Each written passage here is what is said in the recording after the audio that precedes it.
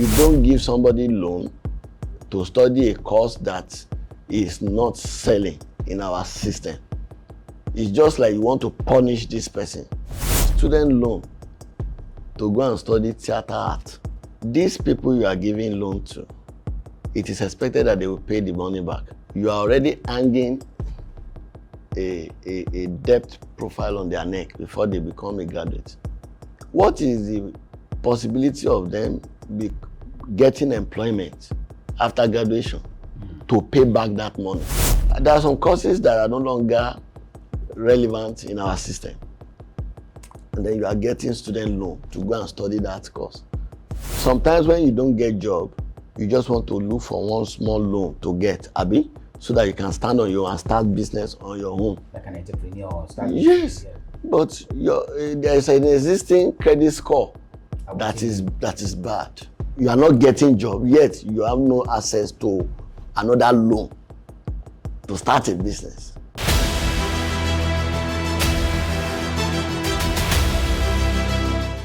Hello everyone. It feels good to be here again. As usual, it's your program, Unfiltered Mind, the podcast. My name is Femi, and you're Oluwaseun Adams. It's good to have you guys. Today is a special day because we have a special person here. But before I go into that, we want to appreciate our subscribers on all platforms, social media platforms. We want to appreciate you for subscribing, for reposting, and for sharing. It goes a long way because without you, there's no us. So we appreciate you. I want to appreciate our sponsors, the Uptown Jollof. The Uptown Jollof makes home cooked meal and delivery across Lagos State, as far as Lagos is concerned. And of course, Leroy's beauty products. They do body cream and of course, shea butter. You can actually see the delivery phone numbers actually on the screen. So whatever thing you want, please feel free to actually dial the number. We have a guest in the house, Managing Director, Fourth Mover Data Services, a socio-economic research in the person of Mr. Otayemi Oluwaseun. It's good to have you. Thank It's you. good to have you. How you doing? Wow. Thank you. Good. My first question, All right. let's dive into it. What is your opinion about the unemployment of youths in Nigeria? Is it as a result of character or education? All right. Youth employability issues Absolutely. is a big issue across the world, particularly in Africa. And it's something that every hands must be on deck to resolve. Unemployability or employability issues across the world give birth to poverty and abject lack in every society. So it's a big issue that everyone should be concerned with.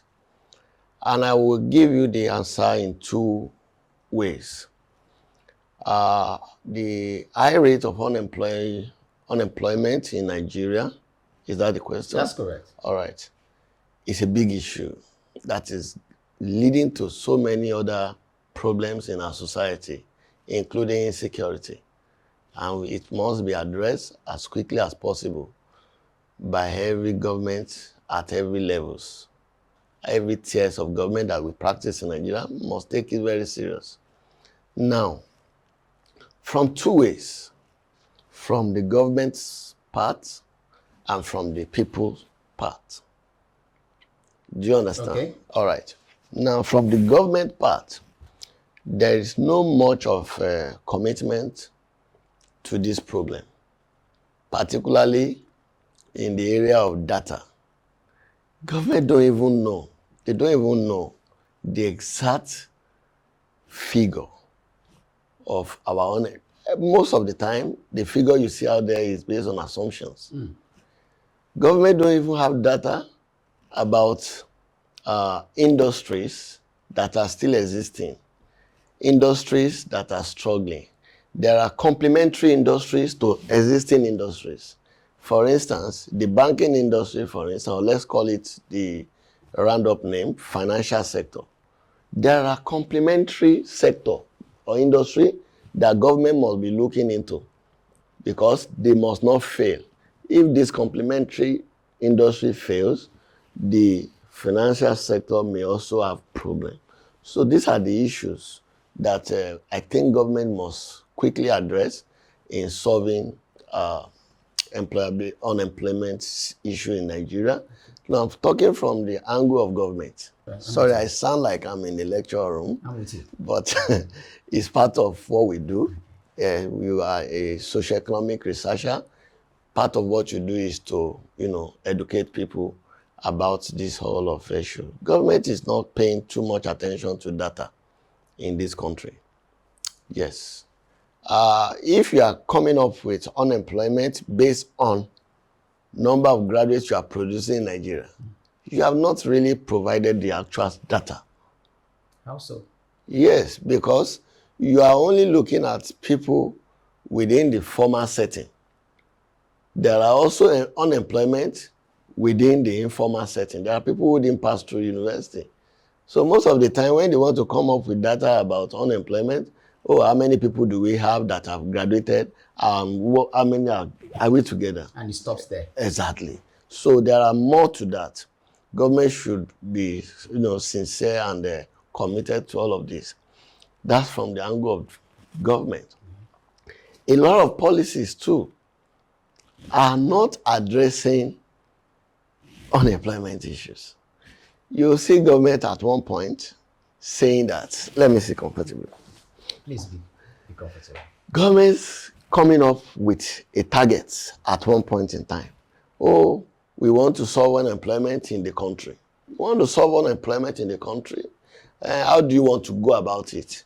By empowering youth. It doesn't stop there. You don't just empower. What do you mean by empowering youth? Give them 50,000, give them 1 million. Is that going to solve the problem of unemployment? No. You must also look into the business environment where this money will be injected and come up with favorable policy that will make them to succeed. I'm with you. You understand? So we have to sit down and analyze our society, collect accurate data that will enable us to understand the issue of unemployment, because it has a lot of ripple effect on several other sectors, industry of the economy. So what can government do? We have not gotten to that, but I'm saying policy-wise, government is not committed, it's not doing enough. Let's not say they're not doing enough. Let's say they're not doing enough, and they can get it right. You understand? Banditry, kidnapping, it is people who have energy that can do this kind of job. You understand? Yes. You will hardly find 70-year-old people that are into banditry. But sorry, you made a point the other time, a very vital point. You talked about data. Yes. Now, does that mean, I think I know though, but coming from you as a researcher, a socio-economic researcher, does that mean Nigeria does not have a database of, for example, the numbers of births daily, the numbers of deaths, the numbers of, like we have in Western world? Are you telling me that we don't have a database in this part of the world? We have a database, but there is no control of the database. How do you mean? Okay. Yes, at every healthcare centers, every hospital, either private or public, part of the mandatory obligations of this healthcare is to, of course, supply government with number of children that have been given birth to. We have record of people that are taken to mortuary. Because before you can run a mortuary, you would have got license to do so. And data come from all of this. Okay. Let's take, for instance, our Muslim brothers in the northern part of the world, where once it happens, they die. I've seen cases where somebody is traveling, they are all traveling together, and one of them died on the way. And of course, in Muslim Islamic practice, Alhamdulillah, or what do they normally say? You understand? Yes. You just dig right there, because in Islamic, there's no point taking anybody to the mortuary. Is that one recorded? So let's not go into that. That's what I mean by there's no control of the data. Okay, if that one is not recorded, then how did they do it in in Islamic nations like we have in Saudi Arabia. I'm sure Saudi Arabia is well organized, so I'm sure they will have a data service. I mean, a database. That's what I'm telling you, that what brought about this is the fact that we only have assumption. And everywhere in the world, data sets are based on assumptions. Do you understand? Before the responsible organization or agency for this collection of data will come up with any data, they have set assumptions. Okay. Oh, 95% certain. Are you 95%? That means they have mapped out 5% that maybe they are error term. Do you understand? If you say, oh, 95% certain, it means you agree that 5% of your information is not correct, which is still permissible. Do you understand? So we don't have to go into that. You understand? So there are data, but there is no control of the data. And we must address it. We don't even know. We don't know what number of companies, what number of companies in an industry are employing youth, what number how many number of youth have been employed in a particular company or the other. If you travel in advanced nation of the world, there's a ministry in Nigeria we call the Ministry of Budget and National Planning. Okay.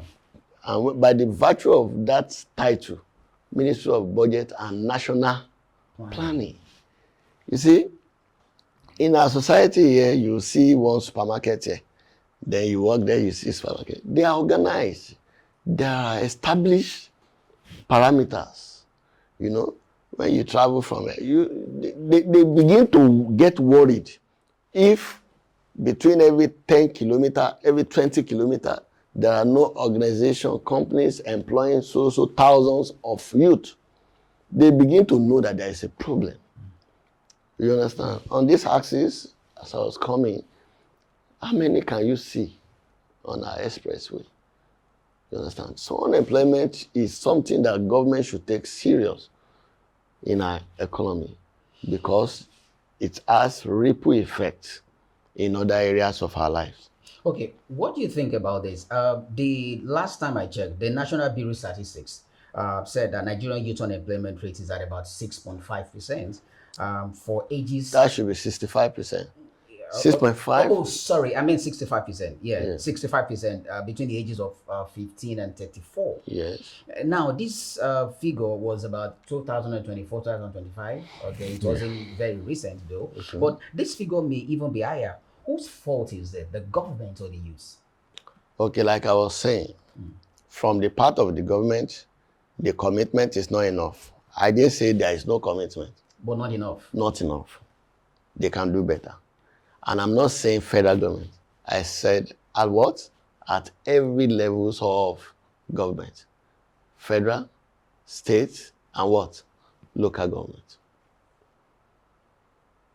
If you look at the 36 states we have in Nigeria, when you pick Lagos State, Ogun State, and few other states in the north, you mean Lagos, in terms of employment industries, right? Yes. Okay. Employment. Employment. Yes. Lagos State is very committed. It is. To youth engagement, and there is difference between employment and engagement.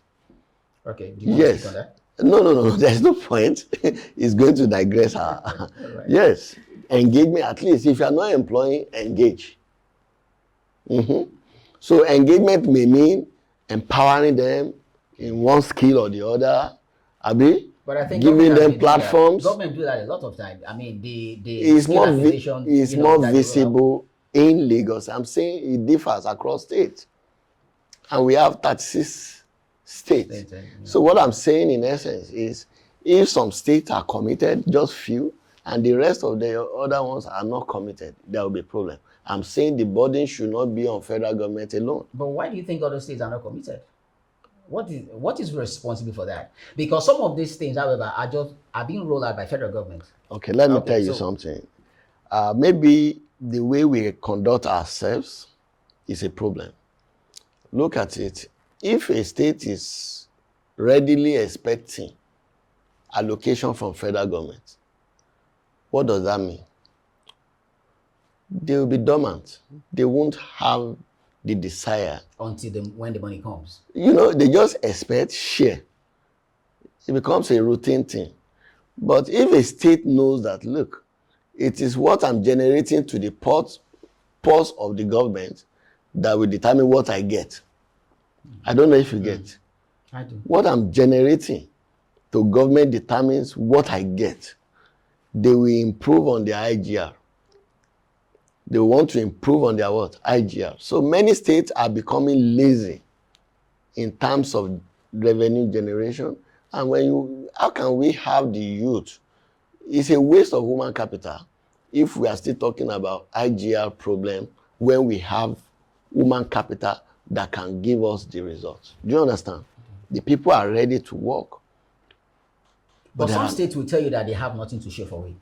We have so many states like that in the north. They tell you they don't have anything to show for it. So to show for what? To show, that they can actually generate something from their states. So the federal revenue, is what they wait for. I don't get this. Now, what I'm saying is this: you're saying that Lagos State, because I quite agree with you. Like Lagos State happens to be the one of the few commercial hub. Yes, being that. And so when it comes to what you mentioned about the skill acquisition that I mentioned to buttress your point. I know that we have that more in Lagos State, and you mentioned Ogun State and like about a couple of states in the north. I said, but most states in the north will tell you that they don't have what it takes for them to, to empower their youths. They do. But that's what they tell you. That's what they tell you. A lot of government, a lot of their governors, that's what they tell you that they don't have. They are not ready to think. Because they are not what? Ready to think. We are so lucky that we are within the geopolitical, we are within ECOWAS. If you look at majority of the, countries in ECOWAS, Nigeria is fairly doing better than almost the rest of them. I think this is also a problem. Yeah, we are doing better, but within ourselves, we are not doing well. Yes, we didn't know that we are not doing well. So that's also a problem. Now, like Yoruba would say, Oloju kan loba nile afoju. That is, a one-eyed man is a king in the land of the blind. This is a typical problem we have in Nigeria. There is no state that cannot actually come up with programs for their youth. There is no state that doesn't have this capacity. You understand? Now, if you understand the problem at hand, you will know where your intervention can come in. Yes, that's when you know where your intervention. If you know the problem you want to solve, then you know how to come up with the policy. Is that clear? Yes. Majority of our youth are idle and all that. Now, we are talking of global food shortage in the world, who will be in the farm and all that. Then this also takes us to insecurity. You understand? It's unfortunate that we find ourselves in this situation because farming alone in some other climes is generating more than what government jobs can offer. Farming. I believe you. That's the truth. Yeah. And what is this whole thing where we are just proud of our population and nothing productive is coming out of this population? You understand? Okay, let me fix this before you go further. The Emerging World Economy Order has made requires more than the regular educational qualification. Okay. Now, what in your opinion are the additional skills Nigerian youth needs for them to be employed, aside, having a degree? Because we are a nation of degree, you have to go to school. But I'm sure there are other countries thriving aside the fact that their youth are educated. So what I'm saying is, what exactly is the additional skills that Nigerian youths really needs? Well, the world is becoming a global village. Obviously. And tech skill cannot be ruled out. Tech skill cannot be ruled out. And beyond that, our youth must be given appropriate platform to thrive. When there is no platform to thrive, there's nothing you can do. There's Appropriate platform, you mean a conducive atmosphere? conducive business environment. You understand? When a youth comes up with an idea, for instance, and he has to battle problem of tax, unbearable tax, we should have a way whereby we introduce our tax policy in such a way that it helps us to aggregate our economy. You understand? I'm with you. We aggregate the economy. Tax are oftentimes being used to aggregate the economy, depending on the dynamics of that system. Yeah, depending on the dynamics of that system. A government cannot say, we have a goal to empower youth to improve employability of youth by so percent, and still, on the other hand, causing problem or coming up with tax reform, tax policies that will not make businesses to thrive. What is the average interest rate in this country? Let's assume I want to go and get a loan. I'm a youth, I have ideas, let me approach the bank. I have a family land I can use as collateral here and there. Let me get a loan. You get a loan at about 28-32%. And then when we calculate all the tax obligation of that business, personal income tax, consumption tax, value-added tax, and all that, let's put that all together. It's about 30. The burden is too much on businesses to thrive. So government must understand where they are supposed to relax one or two of these policies, economic policy that is hindering the success of businesses. But other countries across the world, their citizens pay tax. I'm saying, depending on the dynamics. On the dynamics, right? Other countries, there is no country that you are saying where this... Like we have in the UK. Okay, what is the unemployment rate in UK? Is it 65%? Like I'm saying, that you use tax to first aggregate the economy. You first aggregate the economy first before you be talking about what? Now introducing the reform. Taking from them. Yes, taking from them. You can do that even if you say you are targeting big organizations. Big organizations too, they are finding it unbearable. That's the truth. The last time Dangote said, it was being questioned that why is the cement is selling in Nigeria is 11,000, and the same cement is selling at in other African countries for about 5,000, 6,000 naira. And what did Dangote say? Dangote said something that is very catchy. He said what? He said, in Nigeria, I have to pay this, I have to pay this, I have to pay this tax. I have to pay this on electricity, I have to do this. He made mention of this thing. But it will be cheaper for him in another environment where they are trying to aggregate their economy. And it's not that they don't also need money in those environments. They need money too, but they know they need to aggregate the economy first before they begin to introduce some form. So are you saying invariably that this tax reform is not coming at the right time at this point? It is. It's necessary, but we need to, relax some of these policy tax reforms. We need to be careful. There is need for caution. Okay, I believe there should have been a lot of efforts to conduct industry mapping.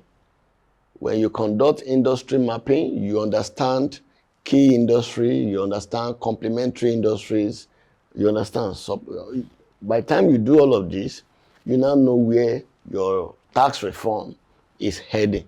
Okay. You know where your tax reform will bring results. Do you understand? Okay.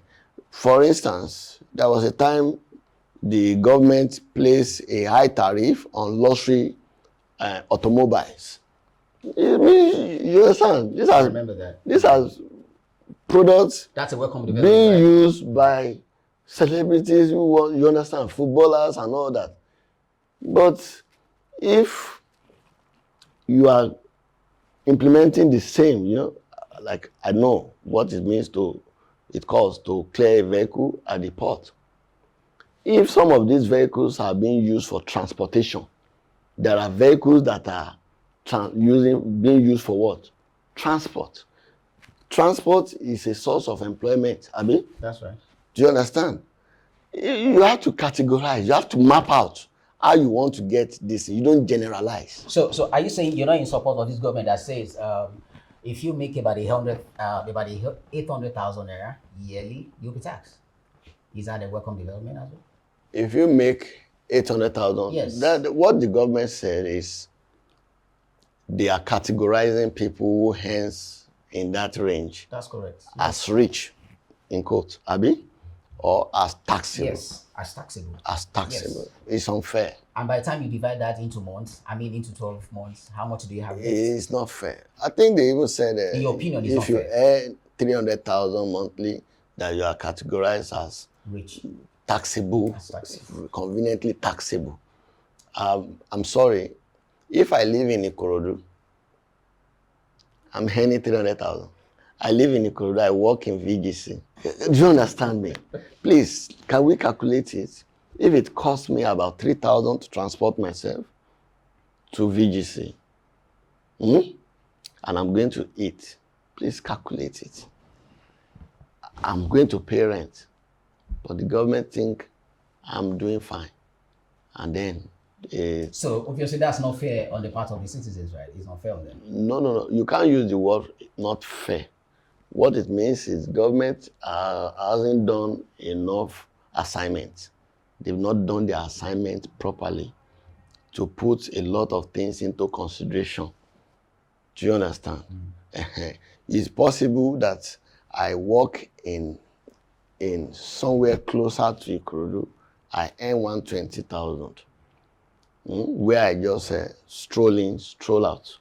I may have more savings than that individual earning 300,000. So are you telling me, so for that person staying very close to where he works, should be taxable compared to that one earning 300,000 but works at Ikoyi? Is that what you're saying? You have many similarities now. No, I'm just saying that they haven't even put a lot of things into consideration. And I think that's the result of the fact of what we talked about, database. That's just come up to say, oh, if you are earning below this, we consider that fellow, as being poor. And this category has been rich. People are going through a lot now. People are going through a lot. You think that 300,000 is their take home? It's not their net. Some people will still have to borrow to be able to make up. I agree with you. You understand? And then, let me tell you something. There's something we need to know here. When we try to relate this back to unemployability of youth, there is an economics model. We call it national income model. Okay? Consumption plus investment plus government expenditure, then plus international trade. That's export and what? Import. Okay? Makes up the cash flow within an economy. That's according to that model. Now, consumption, let me break it down. Let's leave government. Consumption and investment. Investment means businesses. Okay? Consumption means household.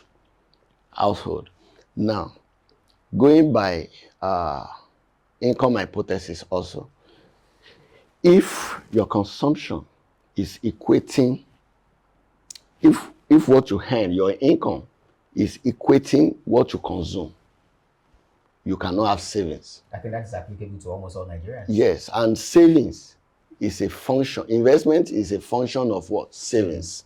So you can be an employee today and you have a lot of savings nets that enable you to quickly move away from this category to become a business owner. It's not happening. It's not easy now for Nigerians. You understand? Before you tax me, help me work on inflation. You understand? You must have addressed issues of inflation. You must have addressed issues of interest rate. Okay? Yeah, then you can introduce tax across board. You get what I'm saying? I do. So consumption in Nigeria, people's income is almost equal to what they consume. That's correct. I agree with you. Therefore, taking time is making it difficult for people to even leave that stage of being an employee, then become To the next level. to the next level as a business owner. Investment, where you don't even have savings. Investment is a function of what? Savings. Becomes a problem. Investment is a function of savings. You understand? In those days, before you know, people are employed. Abi, you understand me? Go to the public sector, go to our civil service. You see a lot of people who are struggling. You understand? And that's why there is corruption in the system. It's not the topic of the day. We have to look and to talk about employment in Nigeria and unemployment in Nigeria. And what is the root cause? Abi, we need to address our system. And we should be realistic with whatever policy interventions we are introducing. And I think government may need to look in that direction to see. People are really hungry. Don't just, although every time government wants to come up with policy, there must be a level of assumptions into whatever they are coming up with. But they should look into the assumptions with which they are coming up with that policy very well. You understand? We are not faulting any government. We are looking at Nigeria as a whole. We are not saying, oh, is this administration? Is this administration? No. It's about coming up to say we really want to address this problem. And providing solution. And provide a lasting solution. Not solution, a lasting solution. All right. Considering education, would you say the kind of education that our youth are having today, or that is available in our country, is good enough for companies or for people looking for companies looking for employment for people? Okay, you are talking about the skill match. Absolutely. Skill match of our graduates today. Of our graduates, yes. Is it quality enough for companies that are looking for workers to get such graduates? All right. And this one, on this particular one, I will have to be very careful. Anyway. Why? I will have to be very careful. That's the truth. Because there is no direct answer in that direction. Yes. But I think our education system is doing well. It's fantastic.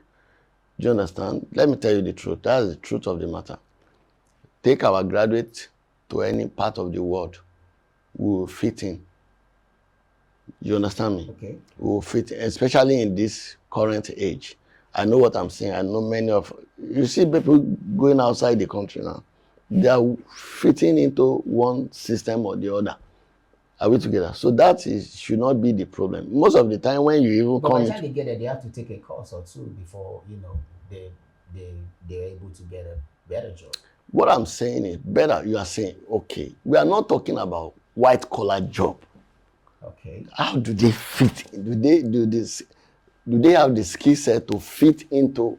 Okay, but both white collar job now and non-white collar job, both together now. It's even yes, that's what I'm talking from. It's even a problem that we are not trying to, refine our unemployment problem. We are not trying to define it properly. You might be a graduate and there are opportunities in the informal sectors. And you feel, and it's not your fault. You are not beginning to see opportunities in this informal sector because government neglected that informal sector and does not make it look appealing to you. Do you understand? In some time ago, you know that once you are a graduate, I have a master's degree, I can't be a taxi driver. Is that not the notion? Very true. Until something came, technology came, and help us to refine this part of the informal sector. You see a bank manager, a HR manager, in their place of work, downloading Uber app Abi, on their phone. So while they are going to work, they pick somebody going to work, they pick someone coming back. So what it means is there are aspects of our informal sector that the government needs to introduce a lot of formalization into it so that it can attract some of our graduates to fit in properly. Are we together? Until the likes of this ride-sharing platform, Uber, Bolt came, until this happened, that graduates begin to see opportunities in taxi business. True of us. You remember? Yes, I do. What we have before used to be the normal yellow taxi and other, where you stop Very on the correct. road. Hey, taxi, you stop taxi on the road. Taxi. Very correct. But when this happened, what happened? A lot changed about the mindset of Nigerians. I mean, that's the truth. You have your car, you can download the app, and then this is creating job. But again, government that want to create job in this sector must ensure that they refine that sector properly. You have to do something. There are some policy intervention that will make this sector to look attractive. Now, industry attractiveness. Are we together? It's a topical issue in strategic management.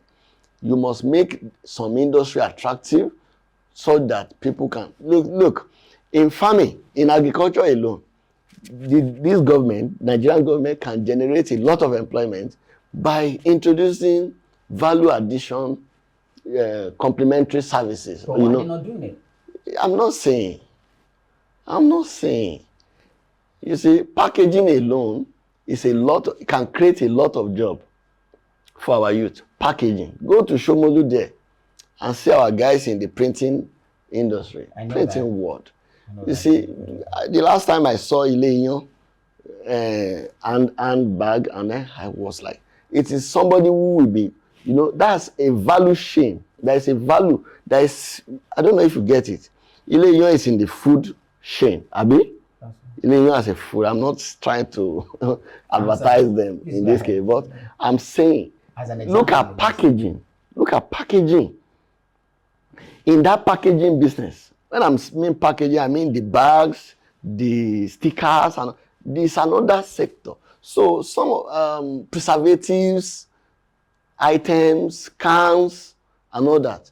This is another sector within agriculture. Do you get?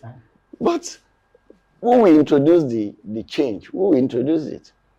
We are not about talking. It's not about talking.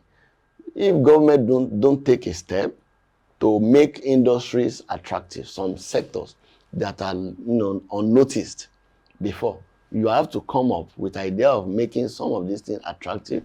So it's not just about creating new jobs, really. It's not until government begin to have 100 ministries. Oh, we are creating more ministries no. Let's look at our system, see areas, do complete industry mapping so that we can understand several industries that make up our system and where we can make some of this industry attractive. Okay, but don't you think to generate employment for our team? Okay. Don't you think one of the problems we have is the fact that in the society we live in, you have to be a graduate. I'm going somewhere. Okay. If you're not a graduate, there's a problem, especially for every parent. They want their children to be a graduate. But back in the day, we used to have the likes of technical schools where you can learn skill. Now, that idea is like a Stone Age idea right now because almost every parent wants their children to go to university and about a degree. What is your thought on that? Well, at the initial stage, when I started this conversation, I said, I'm going to look at it from government inadequate commitment, not that they are not committed. And then I will also look at it from household. Okay? Now, parents should sit down to guide their children on what is in vogue now. You remember Pella, the popular Pella? Yeah. got admission in Caleb University. That's correct. He was uncomfortable. He said, I will be here wasting my time, sitting down for 8 hours to receive lecture while I'm unable to stream online. That is giving me. He said, I will read later. That's how he left. Do you understand? That's correct. You have to be deliberate. You have to be intentional about your life. And if you're a parent, you must be intentional for your children too.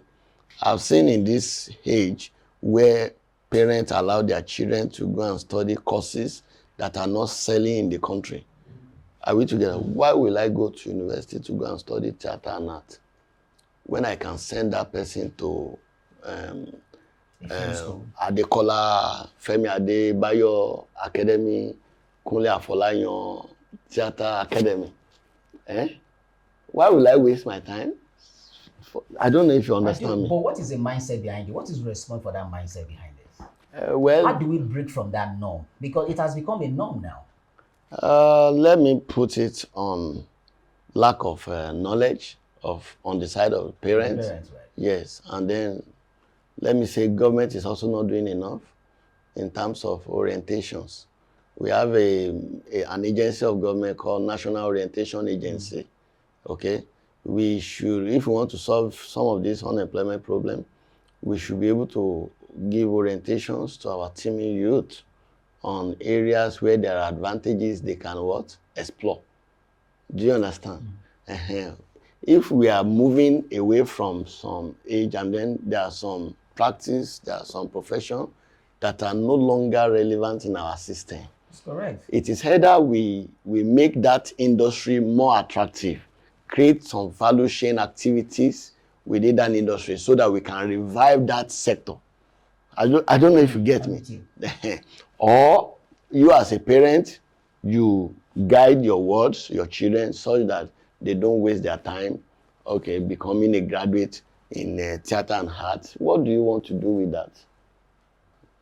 Is that what you went to university 4 years to study? No. Be intentional about your life.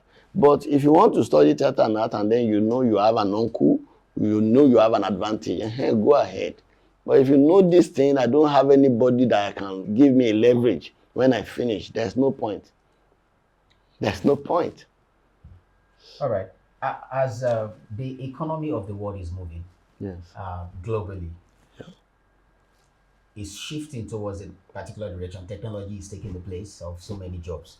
You think Nigerian youths are ready for these new developments? We are trying. Trying? We are doing very well, very fantastic. It comes back to the fact that we don't have platform. You understand? How many people are work for? What's the workforce of YouTube, the so-called YouTube? What of Facebook? Let's not even talk about the workforce. Let's talk about the revenue of this. These tech companies, they control the world. They control larger portion of the revenue of the world. So why are we not domesticating some of this technology? So we are consumers of this technology. We are the largest consumer of technology right now.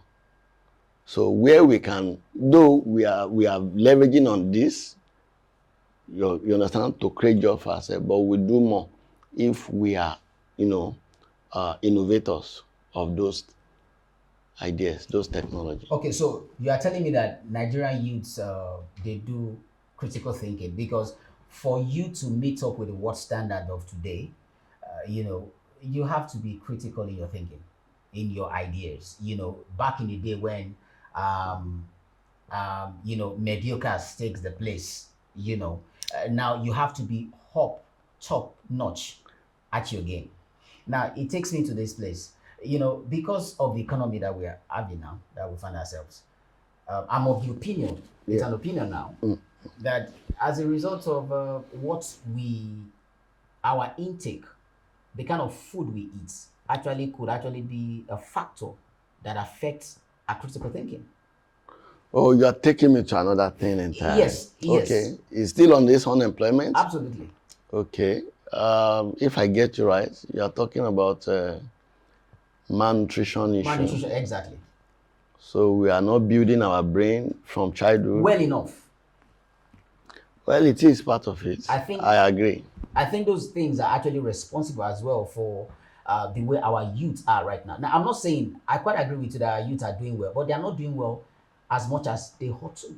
Yeah, but things are getting better. They are getting better. Yeah. I think you just okay. I think Things you're will get sounding better. religious now. Things will get better. How will things get better? How will things get better when every now and then what we consume in our homes is basically carbohydrates? I know I'm taking you far now, but that's the truth. When what we consume is carbohydrates, at every given time, you know, I mean, how would your brain be able to function? Because you and I know that there's a part of us that actually need what is called protein for you to have a critical thinking. Okay, so that you can, before you can be an innovator of ideas. Absolutely. Okay, it's a very difficult one to respond to, but I'll try my best. All right. If you don't eat well, you can't think out solution. Well. Absolutely. Yes, it's a big issue in our system right now. It is a big problem, and look at the northern parts. I'll find that more in the northern part of Nigeria. You understand? Yeah, it's a big problem that we need to solve, but it also boils down to household. You don't give birth to children you cannot cater for. If you don't have, I've seen houses in the northern part of the country. It's also peculiar in the southern part of the country. What do you need 8 children for when you cannot feed 2? You cannot feed 2 conveniently. They tell you it's their custom. That's what they tell you in the north. That is their custom. That is their way of life. Well, we can alter that kind of culture. If it's not helping our system, it's not helping our system.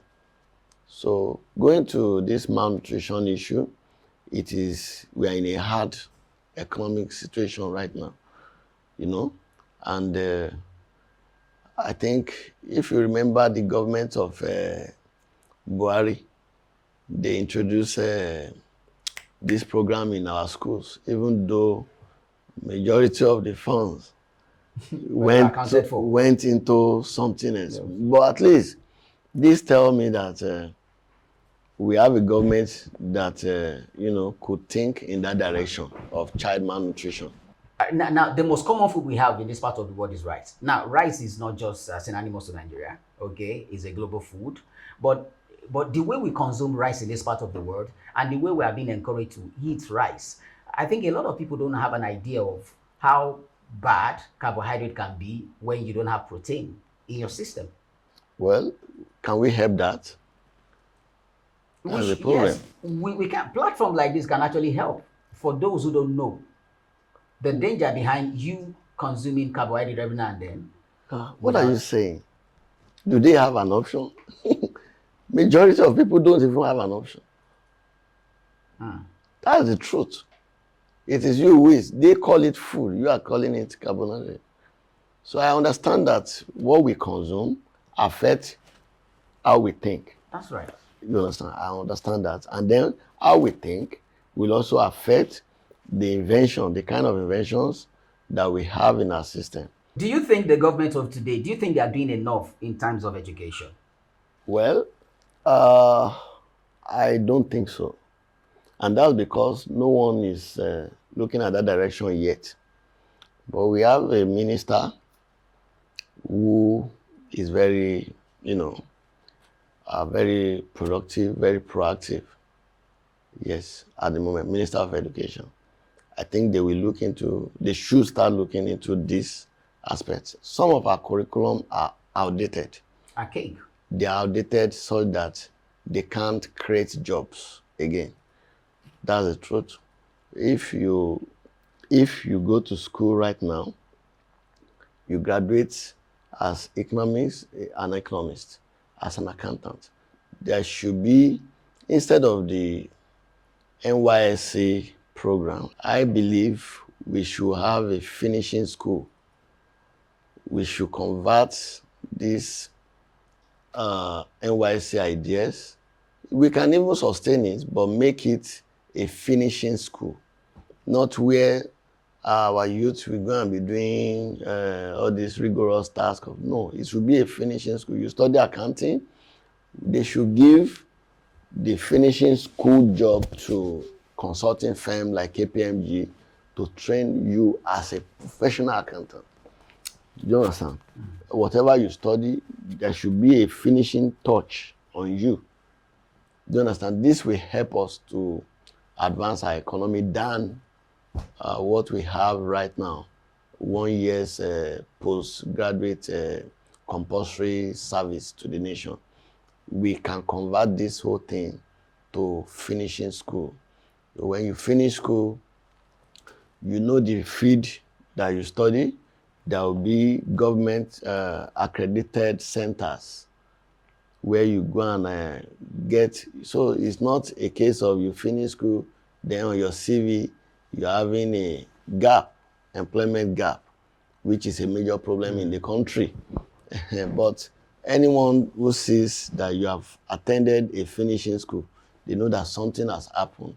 Okay, that is better than just the postgraduate. I think it was Gowon that introduced that, if I'm not mistaken, the NYC. I think we can redefine ourselves in many areas. If we say there is no job, what is the factor? Yes, our education may not be, curriculum may not be structured well. Let's look at our curriculum, bring in things, even before you become a graduate, you must have been to factory. You study business admin, they should send you to factory before you graduate. This idea of NYSC after graduation shouldn't have been. It should even be before you finish. You should have a 1 year compulsory internship. That's what somewhere. they call the IT. Yes, but I don't know how we get to where we are, that we are not looking at this aspect of our life. I'm not faulting the whole idea, the existing, the status quo. Okay. But I'm saying if something is not giving us results, let's change. Let's review it. Let's redefine ourselves. What do you think about the student loan? Student loan? Yes, your view. Oh. Your honest view. Student loan. My honest view about the student loan issue is that it's a good one. Well, considering the dynamics of our system, that is, they are trying to look at inability of people to be called graduates. I think it's a good one. But again, we should look at this student loan idea critically. Let us study our system. Which course or discipline are more critical to us to develop our country? I don't know if you get me. I'm with you. Which student loan to go and study theater art. And I don't know if you get me. So we should have a cap. Oh, if you are studying so course, we cannot give you loan. We cannot give you, maybe stipend. Why we give other students 100,000 for this category? It is the. Let's concentrate. I'm not writing off that profession. But why? Why is that? Why should that be? Why should that? I'm saying we should. Why should some people be considered, to be given loan? Because listen, sorry, I'm so sorry about this. I'm going somewhere. Actually, these people you are giving loan to, it is expected that they will pay the money back. Yes. True of us? Yes. Yeah. You are already hanging a debt profile on their neck before they become a graduate. Are we together? Before they get into the labor market? Yes. So, what is the possibility of them getting employment after graduation to pay back that money? Are you with me? So let's look at it critically. Oh, you now studied engineering, you studied this, you studied that. Yeah, we can focus on some. I'm not saying we should write off, but let's bring in some discrepancies in this student loan of 18. What I'm saying in essence is you don't give somebody loan to study a course that is not selling in our system. It's just like you want to punish this person. Are you with me? Yes, I'm with you. Yes. It's like you want to punish that fellow. There are some courses that are no longer relevant in our system. And then you are getting student loan to go and study that course. I don't know if you get. It will make us people when they are filling their jam form to look at, oh, I better be careful and go and do a course that will contribute to the system, to the economy. I wish I studied pharmacy. I wish I studied medicine. You understand? Where I can practice independently after making some savings on my own. Abi? Do you understand? But you go to university 4 years on a student loan to study some. There are some courses at university that you can learn online. That's what you go and do, to go and take a loan to study. You are not thinking of how do you pay back. Now, when you become a graduate, I'm saying my honest, there can be differing opinion. Absolutely. Because this problem, we will still have this problem in the future. And mark my word, we will have come back to this discussion. Because when you hang a credit problem burden on people's neck, and they are studying course that cannot give them job when they finish 4 or 5, do you understand? Now, when they graduate, sometimes when you don't get job, you just want to look for one small loan to get, abi, so that you can stand on your own and start business on your own. Like an entrepreneur or start. Yes, but there is an existing credit score that is bad. Do you understand? Which bank will give you, it's not, you are not getting job, yet you have no access to another loan to start a business. I don't know if you get me. Does that mean the present government does not put this into consideration before introducing? Maybe they will start looking at that into that direction. Because you just made a vital point. Yeah, maybe they will start looking in that direction. But I think we should not just, if we know we are dashing students this money, then let's know we are dashing. But if we know that they are going to pay back, where do you expect somebody who go and study? I don't want to mention any course. It's good. There are courses that are not selling, are no more relevant in our system. Even those courses that are selling, do you think is actually viable enough? At the end of the day, after you graduate from the school, you start paying a particular loan when the job is not even guaranteed. That's another one entirely. Yes, that's another one entirely. But at least you don't go and take a loan to study some courses that the jobs are no longer, the jobs are fading out. Do you get me? The jobs are fading out. Now, as a researcher, what do you think government can actually do to curb this issue? Because it's been like that for years, where graduates, they finish school and they don't have a job. Yes, let's see what is happening in our system. Like I said, our system is so dynamic that you don't just go to university to study anything you think. I don't know if you understand. So, and again, there are some courses that can be introduced across board. If you study art, creative art, there should be compulsory entrepreneurship as a course that we undergo before you can graduate. And that course, entrepreneurship as a course in one discipline, let's say business admin, accounting, will be different from entrepreneurship as a course in creative art. Are you with me? Now, in entrepreneurship in creative art, for instance, will address talent management, all of that. You understand? I don't know if you get me. Sponsorship here and there, celebrity management will be an entrepreneurship course, and you must undergo it before you graduate. So there must be let's look at how we can introduce, some idea shift in every courses, so that when you finish, you have knowledge of where your usefulness can be. Do you understand? Exactly. So this is a major issue. All right. Your final word on education, because As far as I'm concerned, if you ask me, Nigerian education is not good enough. If you ask me, your final word, how can it get better? Well, I've mentioned it the other time. We must revisit our curriculum such that what is in the curriculum is the solution we need in our system. I don't know if you get. Yes. We must revisit our curriculum. Our curriculum. What we Both teach in at classes. primary to what? Secondary. Do you understand? We have to revisit this curriculum. Introduce what is needed and remove what is not needed. Going by evolution. Going by, I don't know if you understand me. The stage we are. The other part of the world, they are moving forward faster than we are.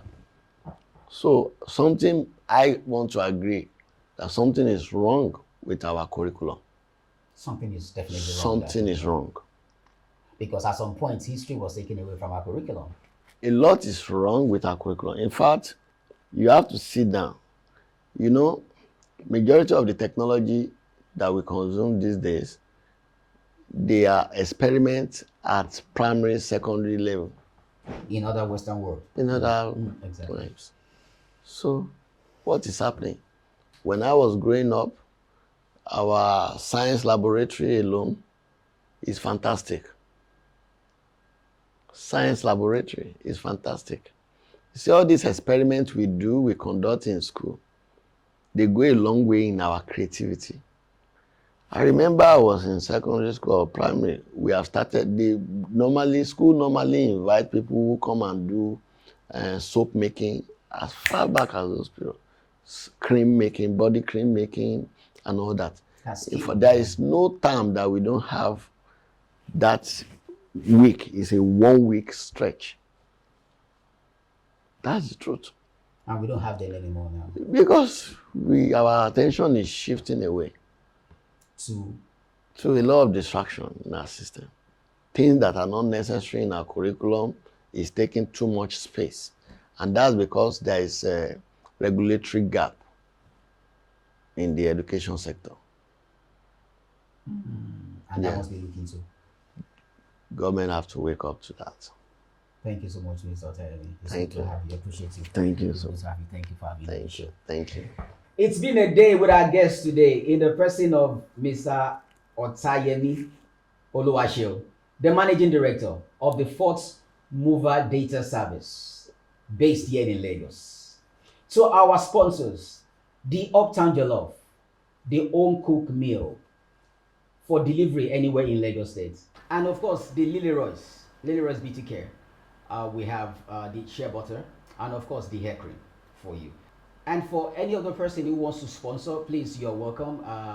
We are open to sponsorship. Please contact us. It's been a day.